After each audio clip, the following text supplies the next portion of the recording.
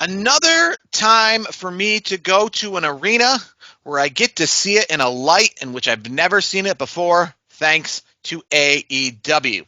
I went to the KeyBank Center in Buffalo, New York, just a few months ago for AEW Dynamite, which allowed me to see that arena in a way I've never seen it before. I've been there for sold out concerts, and I've been there for pretty well attended WWE shows. I've never been there for things like I saw with AEW Dynamite. And the same can be said for this past week at the Mohegan Sun Arena in Wilkes-Barre, Pennsylvania. I'd only been there before for WWE Raws and SmackDowns, and now I got to see it in a light where AEW Dynamite came through, which means much quieter, right? Much deader, much quieter. No lines at the concessions, no lines at the merch, no lines to get in, no lines at the ticket window. So it's definitely a way to see an arena and see a place that you've seen many times before in a way that you just never have before. And with that being said, obviously, if you follow us on social media, I posted the picture that most people post every single week, and that is the non-television side of things, in which is they don't sell that. There's no seats over there. Nobody sitting over there on the non-TV side. And as for the upper decks, both in Buffalo and Wilkes-Barre, TV side or not, they were completely closed off. So no upper deck at all, and only lower level seats on the television side of things, the hard cam, as they say. But with that being said, I know a lot of people out there, and it kind of reminds me a lot of the political climate, I guess you would say, in the USA, where social media, we know, plays a large part in things. But at the end of the day, I think while a lot of people believe that there is a loud minority out there that is making most of the noise, I want to say that's probably the same in wrestling, and that's what I hope is the same in wrestling.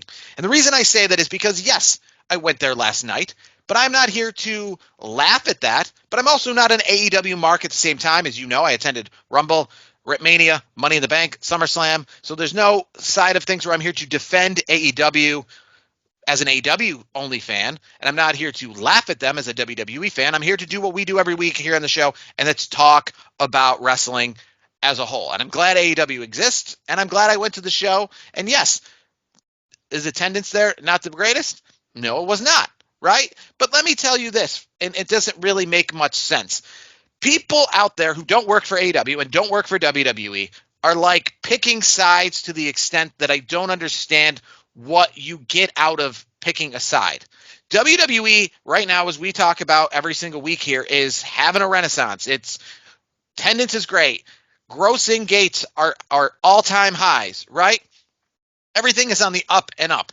But attending AEW Dynamite, right, the attendance is not up. But yet, if you notice, if you watch AEW, the stage and the set in which they use for television is better than anything WWE's used for television in the last 20 years, right? It's better than the current Raw and SmackDown sets. Those are pretty bland and plain. And as for pyrotechnics, for the most part, while we didn't this week on Dynamite, so this theory kind of dies a little bit. For the most part, AEW Dynamite and AEW Rampage and Collision give you pyro and fireworks every single week. And what we saw at All In Wembley, right? All those huge fireworks shots over the stadium. So despite the fact that this company is struggling with attendance and this company is struggling with making money, they are actually giving fans what they want and giving fans their best product. Yes, I'm not saying that AEW is better than WWE. I'm saying that if I had the AEW roster, I had the WWE roster, they're doing with it what they feel is the best. So it doesn't make really much sense from a fan's perspective to go talk crap about AEW when they're over here essentially losing money, but not looking like they're losing money. And letting you go into a Dynamite last night like I went for $20, right? A lower level seat for $20 at the box office. Got my hands on a good ticket. They had a big stage, a big set, gave me all the wrestling that they could possibly give me until I was bored with it, right? So they gave me what they felt was my money's worth, and I felt was my money's worth. And they didn't say that guy only paid $20. Let's hold back on the pyro. That guy only paid $20. Let's limit this set to something cheap and stupid. That guy only paid $20. Let's give him a 90-minute show and get him the hell out of here. They didn't do that. So if you're a fan out here, you should be right now upset because you're not holding WWE. Now, the matches are great. WWE storytelling is better in my eyes. I'm a bigger WWE fan. But you're over here crapping, and again, I hope this is just a minority of people, but you're over here crapping on AEW when they're doing things like giving you a $20 ticket, letting you get in the door. Some people got in the door last night for $15 and under, and that's not from StubHub. That's from AEW itself. So they're letting you come in the door and giving you their best foot forward while you're over here defending WWE, who brags every single day how they're falling over money, hand over fist, and is then telling you, the fan, sorry, we couldn't do the aerial fireworks this year at WrestleMania. We just had to give you like the SmackDown style pyro. Money costs too much money. Sorry, we can't give you the big Raw set or the SmackDown fist set that we were all hoping for at the debut because it costs too much money, right? So they're over here bragging about their income while doing things like cutting back on pyro, cutting back on stage design, right? Cutting back on house shows, right? So they're doing that, cutting back on quality product as they've now teamed with Fanatics, while bragging about how much money they're making. So that's all I'm just trying to say is, listen, WWE to me overall is the better product. I will give you that. But don't be, if as a fan, you're crapping on a company that is literally booking stadiums and saying, yeah, we're not going to sell it, but we're going to book it, you know what I mean, so that you can still come to a stadium show and pay a real cheap price to come to a show. And when you come to All In, we're still going to give you WrestleMania caliber pyro. We're still going to give you a WrestleMania caliber stage. And we're going to give you like 5 hours worth of wrestling. We're going to pretend that like when you come for a Dynamite taping that you paid $1,000 to be here, all right, and give you more wrestling than you'll ever want, right, if you're an AEW fan. So that's all I'm just trying to say. It doesn't make much sense why people are dissing on something or another. And I'll end this part of the segment with this. Vince McMahon once said when WWE went public in 1999, when they went public and they got all this new money, Vince McMahon said two things. He said, we plan on taking the new money we got and putting it into expansion, and plan B also being make money with money. Not once did he ever say, what we plan on doing with this money that we're now having because we went public is to increase the fan experience, make it more affordable for fans to come to shows, give back to fans in any sort of way. He said, we're going to make our company bigger to make more money, and we're going to put our money in the bank to make more money. And that, I think, is something you, as a fan, and that's why I bring it back to politics. At the end of the day, you have politic party A and politic party B, but either way, neither of them are you. You're just an outsider, right? So it's really silly to be over here, acting like you're like you're a stockholder for WWE or a shareholder or that you're an investor or somebody who has a stake. I don't care one bit if AEW makes $1 this year. If they keep putting on shows every single week and doing what they would do as if they made $2 trillion, then as a fan, I'm happy. And as for WWE, I expect them to keep putting on good shows. And if you're going to brag about making money, then I only expect you to put on bigger shows, and I'm going to actually hold you more accountable if you're going to tout how much money you're putting forward. What do you, as we move away from that, Brandon, what's your take on that long opening rant? No, you're good. I support AEW. Like you and I both are more. We lean more on the WWE side of things over AEW. But at the end of the day, I've said this on multiple occasions. It's great to have an alternative, not only for different parts of the fan base, but also you're giving wrestlers a good income. You're letting them live out their dreams. Like, I'm good with that. I don't like the social media stuff where it's you're trashing it or whatnot.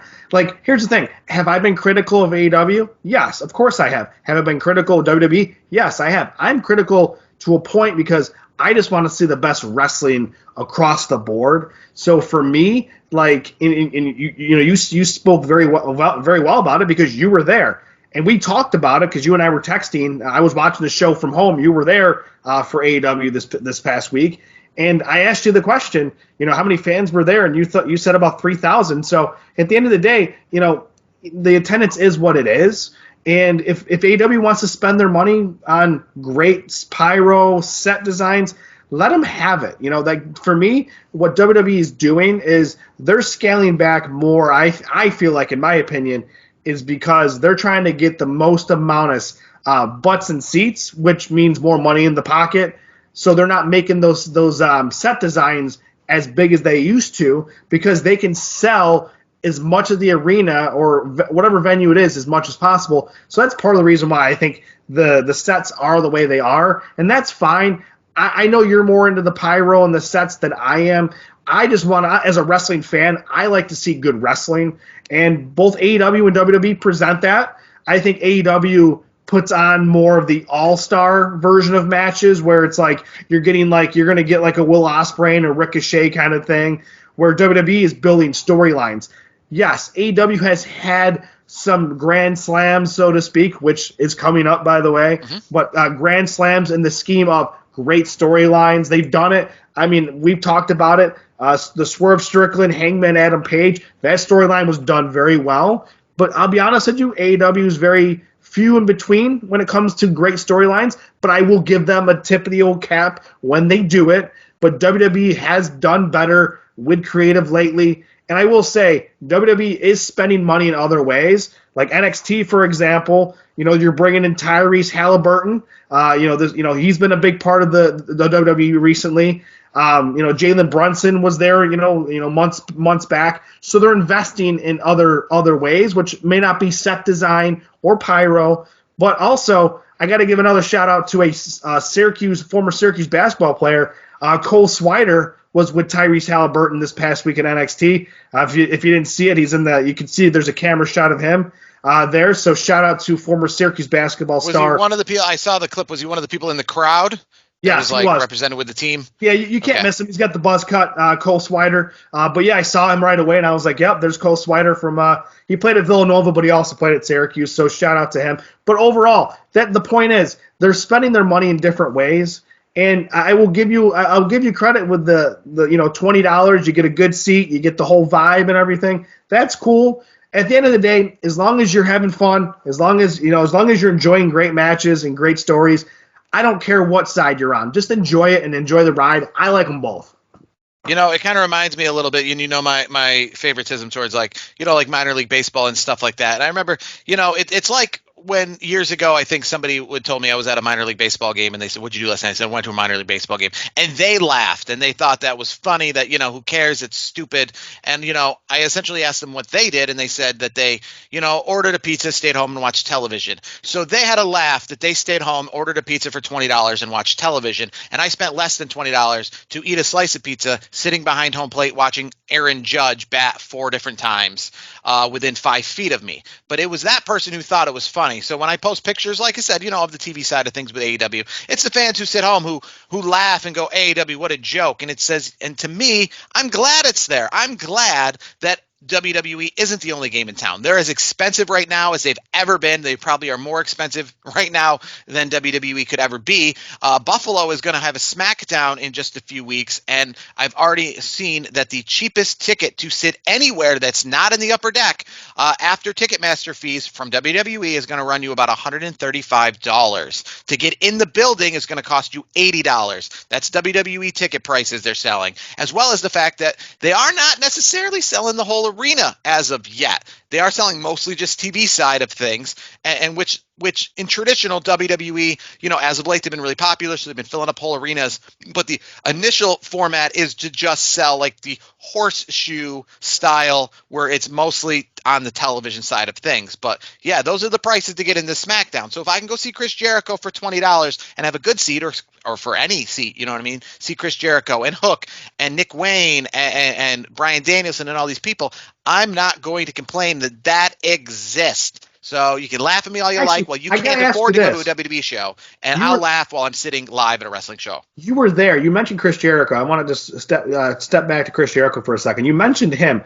I was reading on social media, and I know it's social media, so you take it with a grain of salt, obviously.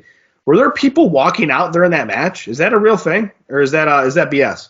I think that's BS. I think Chris Jericho came back out again during the Rampage taping.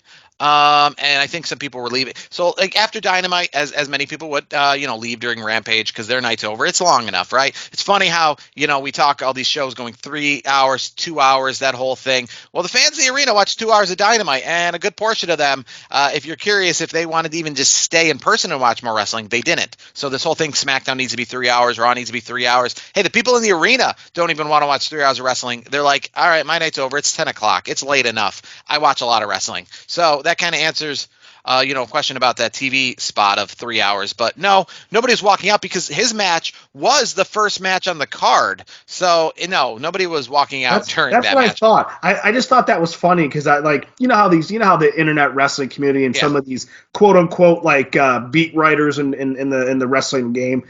Like I read something that was very how they do it, the catchy clickbait where it was like, oh, Chris Jericho came out and fans walked away kind of a thing. And I'm like, I wasn't there. So I'm like, I don't know. Like, and I know you were there. So I was like, I got to ask you that question. That was something I've been meaning to ask you, but I figured let's ask it on the podcast because you were there. You sat with 3,000 of, the AEW fans and it sounded like it was a good night. I mean, I watched some of the matches. I thought some of the show was decent. Wasn't their greatest show. I know you mentioned last week you weren't expecting it to be the greatest show because Grand Slam's around the corner, but for what it was, I didn't think it was too bad.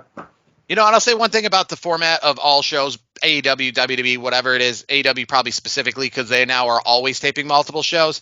They need to really utilize that 7 o'clock hour. I get when you're watching on TV, 8 o'clock is a real big hour for you to watch TV, especially on the East Coast. But when you're taping shows and you're adding in extra matches like for Dynamite or something like that, you really need to utilize starting that show at 6:30, 7 o'clock, get some of those matches in then, especially if you're doing like these collision tapings, which they're going to be doing at Grand Slam. So that's going to be a long night for those folks. They do it completely almost after Dynamite. So it's like you're getting out of there post midnight. And listen, people go to baseball games currently. Most sporting events locally start at 7 o'clock at night. A lot of times now, Major League Baseball has been doing a lot of 6:30 starts. So if you're doing a collision taping, or something like that, like next week at Grand Slam, start the night at 6:30, and that's probably we're going to have a better chance to get a better crowd as well without what you're talking about, people walking out as the night goes on. As Rampage matches were going on, little by little, people were calling it a night. So, start at, 6:30, tape 3 or 4 of the collision matches that don't really have the stories that go with them, where essentially you need the Dynamite part to bleed into the collision part. So tape some of those matches before so that when Dynamite's over, maybe you only got 2 or 3 matches left to collision to tape and everybody out of there by like 10:30, 10:45. Yeah. I'm just saying, and if you're on the West Coast, obviously it's much different. The show's are already starting early enough. That way, they're starting at 4 p.m. local, so you can do the tapings after. But if you're on the East Coast, you know what I mean? Utilize that 7 o'clock hour. There's no reason I needed to get there at 8 o'clock at night and then have essentially just one dark match before the show and then stay there till like 11:30. Get some of those matches in earlier, you know what I mean? And be in front of a bigger crowd. Like I said, that's for WWE as well. If they're taping like main event or something like that, you can do that prior to. But right now, obviously, none of those places are really having those alternative extra shows with the tapings. But as I just mentioned, next week, a very busy week.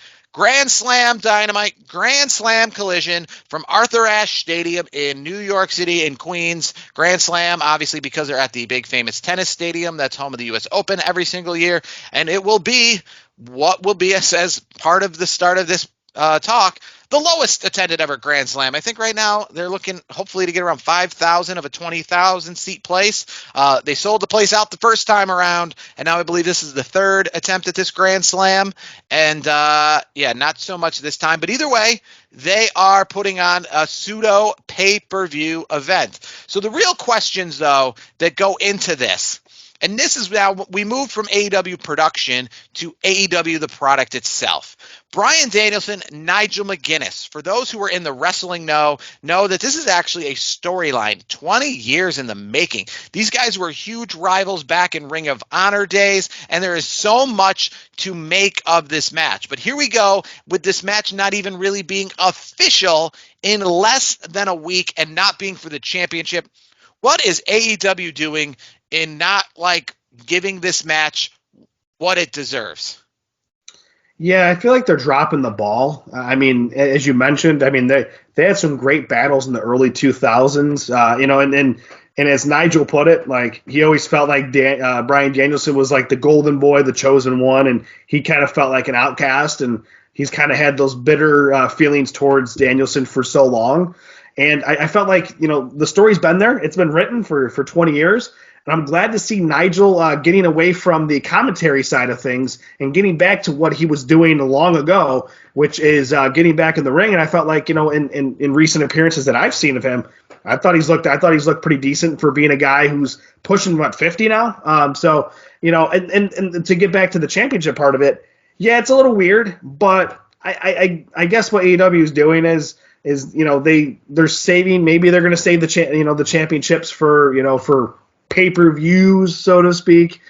That's I think they need to save this match. Here's the thing. If you're going to have this match at Grand Slam, you should have started building it up probably right after All In. You should have had Bryan Danielson skip All Out against Scapegoat there, Jack Perry, and started building towards this match. Okay?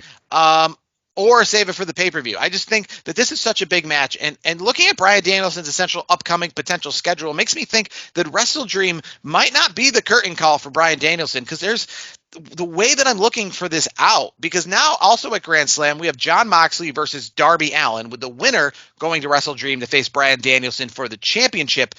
This isn't the swan song match that I was expecting. Yes, it would be Darby Allin versus Bryan Danielson, both Washington natives, but Darby Allin going to beat him, become the champion, and that's it for Bryan Danielson? Or is it going to be Jon Moxley, who's not even from Washington, facing Bryan Danielson, where they actually have the story because of the plastic bag thing from a few weeks ago, right? That's why Bryan Danielson is iffy for this upcoming match. But that's actually the story here. And if you have that match, I don't see Bryan Danielson going out against a heel Jon Moxley character. So what do you make of now this new finish? Swerve Strickland seems to be more tied up with coming back eventually and facing Hangman Adam Page, but he's out of the picture right now. So do you see Wrestle Dream in 2 weeks or 3 weeks being the new swan song for Bryan Danielson, or are we going to keep the championship on him and now push it forward? I mean, that's the $1 million question. I mean, you mentioned it too. Darby Allin, he's a state of Washington native. He's from Seattle. And he's also very over with the fans, as we've known for a long time. I mean, he's had some great matches. He was under the learning tree, so to speak, of Sting for a long time. And Sting still kind of watches his back, obviously, as we saw fairly recently. But I liked what they did this past week where you were at, where Darby was swinging the skateboard around. So that was that's good to see Darby doing that. And I think it would be cool if Darby Allin were to beat Jon Moxley to face Bryan Danielson, for the championship, because I think it actually would be a great way to go out. And what a great way to do it for Darby Allin, because he's going to be doing two great things within a calendar year. And that's, he gets to do Sting's final match, early in the year, and then potentially Bryan Danielson's final match, before the year's end. Like that'd be, not just for us fans, seeing Sting and Bryan Danielson retire. We've both watched them for years, so there's an emotional attachment as fans. But for the business and for the wrestler Darby Allin, that is really cool, because he got to not retire, but he got to be alongside Sting for his retirement.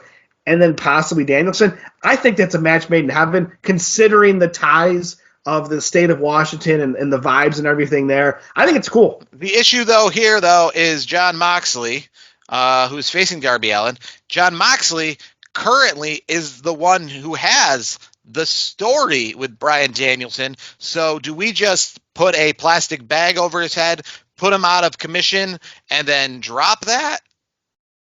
Well, here's the kicker potentially too, and I'm not saying this is happening. It's probably not going to happen, but just in Bryan Danielson's nature.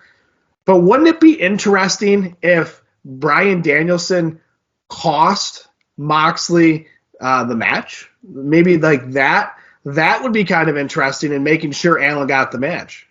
Well, but then that would obviously be, again, something that would have no payoff, because now Bryan Danielson would be retired, right? And True. then we'll never have Jon Moxley versus Bryan Danielson. Here's the thing. The thing with payoff Jon of that. Moxley. The thing with Jon Moxley, though, and I'll just say this: I've said it before. I don't at this stage, like, to me, like, why would Danielson have a match with Moxley when Moxley, to me, is just a glorified death match guy at this point? Like, that's really what his shtick is now, and that's why it's never going to work for him in WWE again if he just keeps doing what he's doing, because, like, he's not. Like, where's the wrestling? Like, what are we doing? Like, we're putting plastic bags. We're doing, like, we're getting blood all the time, which I don't care about, the blood part of it so much, the hardcore stuff. But, like, Jon Moxley's a good wrestler. Like, could we actually, I mean, if Jon Moxley will stop doing some of the things he's been doing, and maybe the tools out on Dynamite this past week, a private party, more like the torture element of things. Yeah. Can we get back, if you want to get back to being the great wrestler that I know Jon Moxley is and what he was under the name Dean Ambrose, then yeah, I will take that match with Bryan Danielson. But I don't want it if he's going to be like this. I guess, like I said, with Wrestle Dream so close, I feel like what Bryan Danielson deserves, and listen, his own career is his own way, so he's going to go out the way that he wants to go out. So if it's okay for him to go out this way, then that's what matters most. But from a fan's perspective looking out, I just feel that Bryan Danielson should get a match from a fan's perspective where it's a little more like, I guess here's a good example. Ric Flair went out against Shawn Michaels in his, pseudo retirement from WWE. The match happened at WrestleMania. It was very climactic. It was against somebody like Shawn Michaels. We knew it was happening. It was what led us to, just like Sting, right? He announced his retirement, right? So we knew essentially going in that this was a retirement match. He already announced it was, but we knew anyways, right? I want that kind of situation with Bryan Danielson where we are going in and we are knowing that Bryan Danielson will lose here tonight and this will be the end. And with his feud against Jon Moxley, with this match against a longtime rival that's been kind of hodgepodge put together and not even made official against Nigel McGuinness, Darby Allin being his potential opponent. It just feels like whatever his final match should be, it shouldn't just be like Ric Flair's career-threatening match was back on Raw of that year, but it should be a definitive, like if we're going to Wrestle Dream, it should be a month-long story between him and Allin, no Nigel McGuinness, no Jon Moxley, him and Allin, leading up to this show, and then that being it. I said, Bryan Danielson, we don't even know who he's facing on Dynamite for sure, if he's going to be cleared to wrestle at Grand Slam. That's kind of how these matches are going. Here's another name that we're all forgetting in all this right now, and it's Wheeler Yuta. Like, what are we going to do with Wheeler Yuta at this point? Like, Moxie alluded to it this past week. Like, we have the trios, trios, championship, and he's not there. He's not coming. He's not like answering calls. He's just kind of ghosting them. And obviously we saw his reaction to the bag on Bryan Danielson. Like, I want to know what's happening with Wheeler. Like, I want to know what's going to happen there. And that's why I think for Bryan Danielson's career to come to an end, I think something more like at the lines of somewhere in maybe at Full Gear in November in Newark, New Jersey. And, well, yes, that's not Seattle or that's not Tacoma. But I just feel like we're coming up on this way too soon. And we don't have things kind of like, it's a lot like Rock and Roman, right, at WrestleMania, right? We want to see that, but we want to see it with the proper build. We want to see it. We don't want you to, like, make that match a week earlier before WrestleMania, because we're like, no, this deserves like a real thing. I don't want Ric Flair to announce he's going to fight William Regal at Elimination Chamber, and that's going to be a match that cost him his career. Like, no. That your career is too important from a fan's perspective to not have a match. It's got a proper video package. It's got a proper build. That's really emotional. That's really all encompassing. So, do you want to see his last match as Moxley? I don't know. I want to see his last match, but 3 weeks out, he's technically hurt, so we don't know if he's going to be at Grand Slam. And he's got this match against Nigel McGuinness, which isn't for the championship, which deserves way more attention and way more respect than it's getting. We have Jon Moxley, who currently is the reason he's out, right? So he's got a reason to face him at some point in the future. And we have Darby Allin, who is this Washington native, who is this up-and-comer who's had a great year, who also wants to face him for the championship. You know what this is? So it's like, what are we going to have, a four-way match at Wrestle Dream? Here's what I think it is. I think it, in a way, we haven't seen it yet because John Cena is going to have his farewell tour next year. Mm-hmm. This might be, in a way, like his greatest hits, like his greatest foes, like people he's wanted to wrestle, like Nigel McGuinness. We just talked about it. They have a 20-year outstanding rivalry.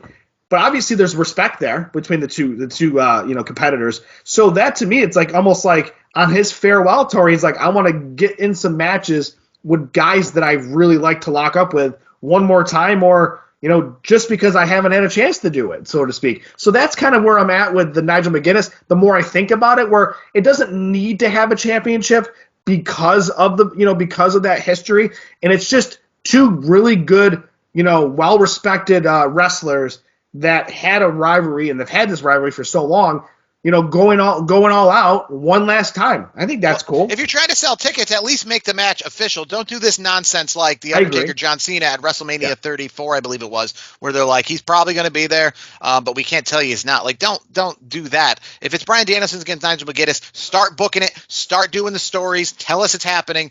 Don't do this like if he can wrestle, like that's silly, because again, you're trying to sell tickets, right? WWE does this all the time. How do they sell tickets to the Royal Rumble? Ahead of time the Royal Rumble's going to happen at that pay-per-view. It's going to be trouble selling tickets, especially if you're struggling selling tickets. If you're also telling fans every single week that the Royal Rumble may not happen at the pay-per-view, I guess you'll have to tune in to find out. That's not going to move any tickets. Just tell us you're getting this for sure. Let's be honest. People are going to be able to move tickets. I'm not shitting on AEW, but nothing's moving tickets these days, regardless. Let's just be honest. And now we move on to a match that's going to happen at AEW on television at Dynamite on their 5th anniversary. That is essentially a dream match, which probably should happen at Wrestle Dream, but maybe even happen further down the line. It's Will Osprey, it's Ricochet, it's the two high flyers finally in the same company, getting in the same ring. It's the match that everybody wants to see with these two guys together.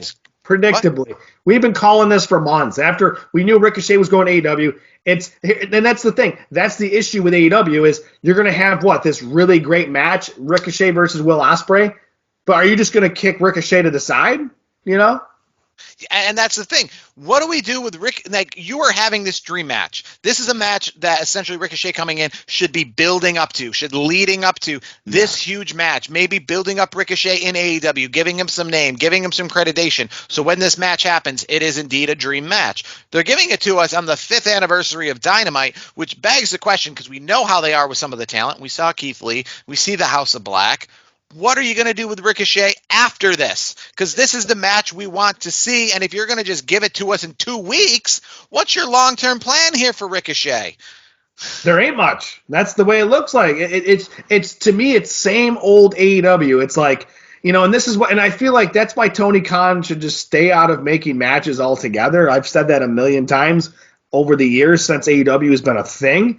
Like, I feel like he has so much money. He's a billionaire, obviously. He just writes the fat check to get somebody to come for a couple years to get 1 or 2 great matches out of them, and then, all right, well, I'm gonna write you a check the rest of the time, and we'll put you in some random storylines here and there. But guess what? You're gonna hang out backstage, and we'll just pay you.